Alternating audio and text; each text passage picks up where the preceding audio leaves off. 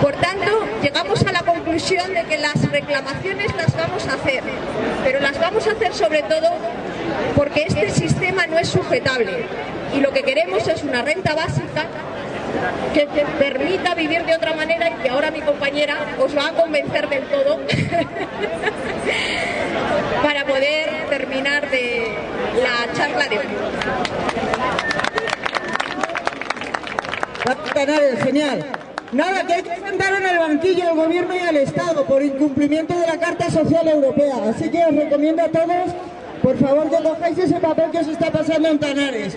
Porque es importante. Hay personas ya en la cárcel y pagando multas inhumanas por protestar porque el Gobierno, porque el Estado, la comunidad autónoma o el ayuntamiento, cuando van a solicitar sus rentas mínimas, se las deniegan o se las aceptan o les hacen trámites de un año que luego quedan obsoletos y hay que volver a repetir. Eso es surrealista y hay que denunciarlo. Bien, vamos a, en 10 minutos, tiempo récord, vamos a tratar de comprender todos el concepto de lo que es la renta básica universal. Y para ello he traído un papelito, para que lo enfoquéis, y pone la palabra trabajo. Entonces, como todos sabéis, las palabras pueden tener muchos significados dependiendo del contexto y del momento y de la cuestión de la que se esté hablando. Pero a mí me gustaría que participarais conmigo y me dijerais para vosotros, algunos que queráis, me digáis qué significa la palabra trabajo. A ver, ¿quién quiere decir lo que significa la palabra trabajo? Ingresos, ¿qué más? Manipulación de, compañero, ¿de qué? Bueno, manipulación, ¿qué más? Actividad física o psíquica. Actividad. Física o mental. Seguridad. Explotación. Todos esos términos os sugiere la palabra trabajo. En este momento, para llegar luego a nuestra definición de renta básica universal, le vamos a dar una acepción. Trabajo es un esfuerzo que realizan las personas o bien las máquinas, y antaño y cada vez menos los animales, para producir un bien. Un bien. Ese bien, pasamos, ese bien puede ser tangible o intangible, luego hablamos de ello. Empleo. ¿Qué significa para vosotros la palabra empleo? Esclavitud. ¿Qué más? Trabajo remunerado. Trabajo remunerado, buenísima. Trabajo sin remunerar, empleo, un trabajo sin remunerar. A veces uno tiene un empleo y va y no le pagan. Bueno, a mi marido le ha pasado eso y he tenido que dejar su empleo hace pocos días, dicho sea de paso. Bien, empleo, trabajo remunerado. Tú haces una actividad y a cambio pues te pagan en especies o en dinero o como sea. Siguiente concepto, don Enrique. Bien, aquí cuando digamos bien nos vamos a referir a esas cosas que producimos cuando trabajamos. Esos bienes pueden ser, pasa página, compañero, pueden ser bienes tangibles, como un coche, la cámara que está utilizando Ángel o Jorge, puede ser el bolso que llevamos colgado, pero también puede ser una idea, una vacuna para la malaria, un descubrimiento sobre el átomo, sobre las partículas, Internet, un concepto. Esos son bienes. Hay bienes tangibles, que son los que se pueden tocar, y bienes intangibles, que no se pueden tocar, pero que son grandes avances y un aporte para la humanidad en muchas ocasiones. Ese sería el bien intangible, la música, una melodía, una idea, un concepto, una fórmula matemática. Son bienes intangibles que podemos producir con un esfuerzo que realizamos previamente. Un esfuerzo que puede ser, por ejemplo, el estudio, la investigación, la inspiración. Riqueza. ¿Qué sería la riqueza? Decidme para vosotros qué significa más o menos la palabra riqueza. ¿Alguien que quiera decirlo? Desigualdad. ¿Alguien más que quiera decir lo que le sugiere la palabra riqueza? Abundancia, dice Marta. Sí, abundancia. Ajín. Beneficio para todos. Abuso. Acumulación. Bien. Fenomenal. Riqueza son todas las cosas, todos los bienes que existen, los bienes producidos por la humanidad, pero también los bienes que hay en la naturaleza, el agua, el sol, la luz, eso también son bienes. Entonces la riqueza tiene bienes tangibles y bienes intangibles producidos por la humanidad, y también tiene bienes que proceden de la naturaleza y del medio en el que hemos estado, del mundo. Contrato social. ¿Qué significa para alguno de vosotros la palabra contrato social? Así por encima. Vamos a llevarnos ¿Quién bien. sugiere? Vamos a llevarnos bien. Vamos a llevarnos bien. Acuerdo. Seguridad, respeto. Bien, en esta ocasión, contrato social, el concepto de contrato social vamos a decir que son los parámetros que a nivel social se aceptan o bien por imposición o bien por acuerdo, donde está más o menos esos parámetros de donde dice qué relación hay entre lo que se produce y los que lo producen, qué relación si uno tiene que tener empleo, que cómo han de ser las cosas en la relación entre la gente. Eso es un contrato social, que puede ser impuesto en sistemas dictatoriales, o puede ser también por costumbre, o puede ser también por acuerdo. Siguiente página, don Enrique. Paradigma. ¿Paradigma qué es? Pues paradigma es un esquema general. Es muy parecido a lo del encuentro social. Pero en ese esquema general están incluidas no solamente unas normas, sino también unos valores. Los valores que de alguna manera derivan de esas normas. A veces los valores derivan de las normas, a veces las normas derivan de los valores. Es decir, hay cuestiones que uno valora o que la sociedad en general valora, y de ahí sale la forma de organizarse. Ese sería el esquema general y el paradigma. La conciencia colectiva sería la pantalla mental, la imaginación de la generalidad de las personas, donde están dibujados esos esquemas, esos paradigmas, esos valores y esas normas. Adelante, don Enrique, otra pantalla. Llegamos a la primera. Bien, ¿para qué hemos hablado de todos estos conceptos? Porque van a flotar en el aire cuando definamos lo que es la renta básica universal. Tenemos la propiedad. Propiedad, eso de la propiedad. ¿Qué os sugiere la palabra propiedad? Posesión. Atadura. Atadura. Buenísimo. Capacidad. Privacidad. Bien, la propiedad es una cosa, es un concepto que está, por un lado, en algunos visto como un valor positivo y en otros está grabado como algo negativo. ¿Por qué? Porque eso del derecho a la propiedad, en algún momento de la historia, sirvió para que las personas tuvieran derecho a ser considerados ciudadanos, por ejemplo, o tuvieran posibilidades de disponer de su vida por tener en propiedad las cosas que producían. Pero también ese concepto de la propiedad se ha ido llevando en este esquema, en esta gran maquinaria que es el sistema en el que vivimos, ha llegado a producir situaciones surrealistas como que el derecho de la propiedad, la apropiación, se lleve a sus últimas consecuencias. Entonces se considere que todo es apropiable. Por ejemplo, en el caso de las grandes multinacionales, ahora lo estamos viendo con el TTIP, ocurre que se considera que todo es apropiable y todo es privatizable. Por ejemplo, el agua, que forma parte de la riqueza, que es propiedad de toda la humanidad, y se están apropiando de ello compañías privadas porque otros poderes públicos se la están vendiendo. El colmo del surrealismo.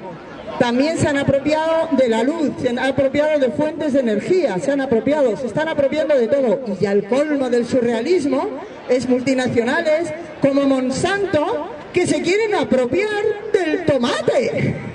Propiedad privada sobre las semillas del tomate, señores. Ya nadie puede poner tomate de la marca X, porque es propiedad de no sé qué multinacional. Ya nadie se va a poder alimentar porque los alimentos son propiedad privada. Y la tierra es propiedad privada, y el agua es propiedad privada, y el sol es propiedad privada. ¿Hasta dónde está llegando este sistema en su incoherencia? La propiedad es uno de los valores que realmente ahora tenemos que plantearnos y en nuestra cabeza empezar a cuestionarnos. Bien, pasamos ya, por fin, ¿y por qué?, a la revisión de conceptos. Hubo un momento en la historia, el cual ha mencionado Antarares, un momento pasado, en el que es un momento de la historia reciente, por eso algunos los viven todavía como presente, en el que era necesario que todas las personas participaran en la creación de bienes y productos para que hubiera suficientes productos para todos. Eso fue realidad en un momento pasado. Y entonces, cuando había una sequía, cuando había algún problema que hacía que no se pudiera producir lo suficiente, no había suficiente producción, por lo tanto había escasez y por lo tanto el común de las personas entraba en situaciones de pobreza, porque no había suficiente para todos.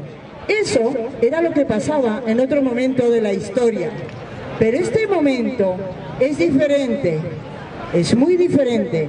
Aquel momento anterior era el que correspondían los valores de la propiedad del pequeño borriquito para poder coger la carreta, para poder llevar los melones al pueblo de al lado. Pero este momento es diferente. ¿Y por qué es diferente? Porque tenemos una cosa que se llama desarrollo tecnológico, porque el ingenio del ser humano ha producido grandes maravillas que son capaces de que podamos producir no todo lo que se necesita en la humanidad, sino 10, 20, incluso 100 veces más todo lo que se necesita para toda la humanidad. No estoy hablando de nuestro pueblo, de nuestra ciudad, ni de nuestro país. Estoy hablando del planeta. Toda la alimentación que se necesita en este planeta se puede producir y se puede producir sin que sea necesario el esfuerzo de las personas para que ello ocurra.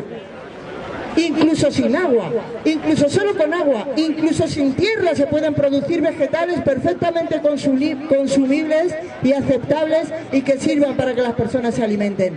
¿Y qué está pasando? ¿Por qué no ocurre eso? Ocurre porque el sistema todavía está organizado con ese esquema antiguo del momento pasado. Y porque esos valores antiguos del momento pasado todavía están en nuestra mente y lo que es peor, todavía están en nuestro corazón. Todavía nos creemos que somos valiosos en la medida en que podamos producir, pero ocurre que ya no hace falta que produzcamos. ¿Y entonces qué? ¿Ya no valemos? Se oye mucho en los discursos de los movimientos sociales la palabra dignidad, como si fuera algo a reclamar. Entonces tenemos que plantearnos nuevamente, soy un ser humano, y como ser humano soy valioso. Y no porque produzca o no produzca, sino porque soy constructor y transformador del mundo que se me ha dado. Y lo soy desde el momento que nací. Y por eso tengo derecho a la supervivencia.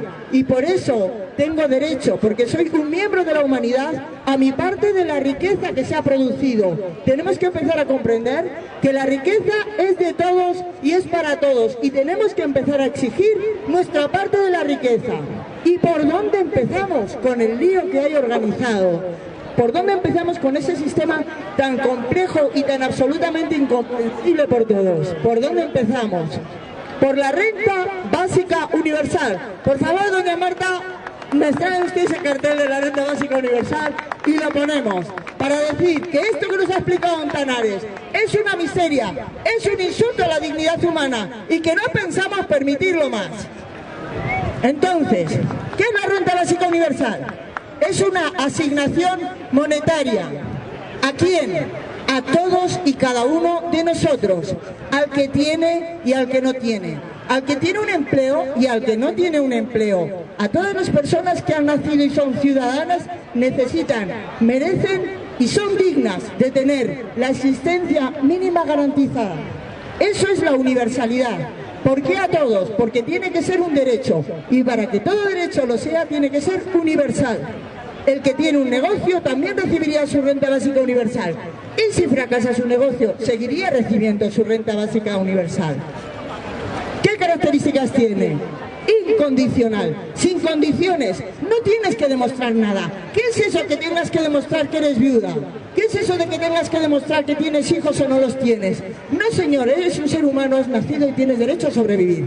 Por eso, la renta básica es incondicional. Suficiente. De momento vamos a considerar como suficiente el nivel del umbral de la pobreza que fija el Instituto Europeo, Eurostat. Ahora mismo está alrededor de unos 645,33 euros. Tal vez haya un poquito más, un poquito menos. Si en una familia hay 5 personas, esa renta básica universal sería para cada una de esas 5 personas. Individual, esa es la característica. 4 son las características: individual, incondicional, universal y suficiente. Eso es la renta básica universal. ¿Y cuándo va a poder ser posible? Cuando los gobiernos la pongan en marcha. ¿Y cómo va a ser posible que la pongan en marcha? Porque todos nosotros comprendamos que es imprescindible y que tenemos derecho a ella y empezamos a exigírsela a nuestros colectivos, a nuestros gobiernos y a los partidos políticos en los que militemos. Todos debemos comprender que eso es posible, es necesario, es imprescindible y que tenemos derecho a ello. Así que, desde ahora y ya, empecemos a reclamarlo en todos los sitios donde nos movemos. Renta básica universal. ¿Ha quedado comprendido? ¿Queda alguna duda? Yo sé que queda una duda. Que está ahí. ¿Y quién la va a pagar? Bueno, ya hemos llegado al sistema. ¿No hay? Sí hay. Vosotros sabéis que el sistema fiscal es una cosa muy rara en la que salen unos señores economistas en la tele a explicar cosas que nadie entiende. Es normal, se han hecho así para que nadie las entienda.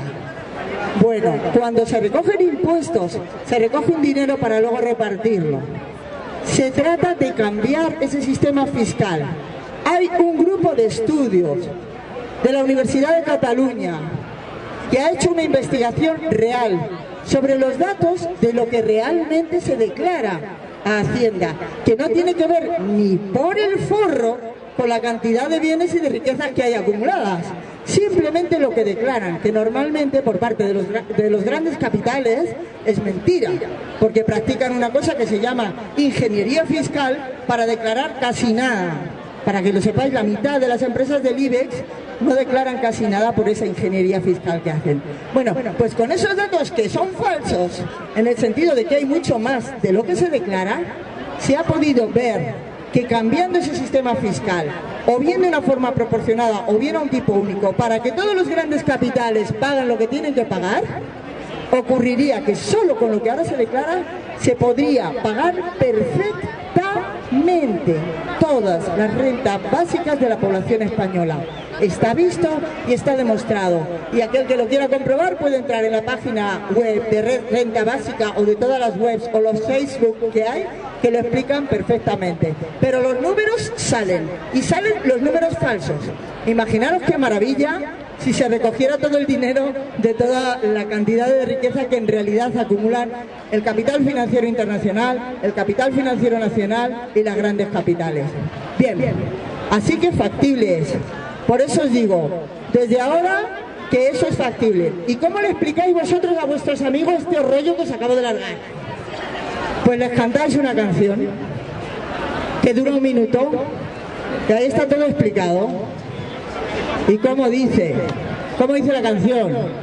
Pues dice así: con tanta tecnología que está hoy en día y mañana aún será peor, se produce más riqueza, sin embargo hay más pobreza. ¿Cómo se resuelve esta ecuación? Renta básica, el sistema que resuelve este problema de pobreza, paro y exclusión. Te lo digo de este modo: renta básica para todos, renta básica es la solución. Renta básica es la solución. ¿Y quién la pagará? Pues los grandes capitales y las multinacionales, elefantes aplastantes sin ninguna compasión. Pues que coticen y así socialicen el beneficio en la